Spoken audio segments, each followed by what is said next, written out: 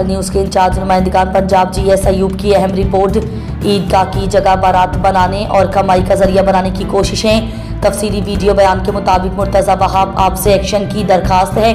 Shah Faisal colony block 1 टंकी stop Khokhar club के सामने जामे मस्जिद अल जैन के ईद ग्राउंड पर तहरीक इंसाफ के टाउन चेयरमैन की सरपरस्ती में कब्जा किया जा रहा है, जिसमें पुलिस भी मुलव्विस है और टाउन इंतजामिया मुकम्मल तौर पर कब्जा माफिया का साथ दे रही है। मस्जिद इंतजामिया ने बताया कि यहाँ पर ईद उल फितर और ईद उल अजहा की नमाज होती है और आए दिन हमें कोई ना कोई ये कह रहा होता है कि आप एक पेपर पे साइन कर दें, NOC दे दें, या ताकि हम इस पे कब्जा कर लें और बाद में जब नमाज का टाइम आएगा तो हम इसको हटा देंगे। आवाम से अपील है कि इस कोशिश को नाकाम बनाया जाए और बाजार बनने को रोका जाए।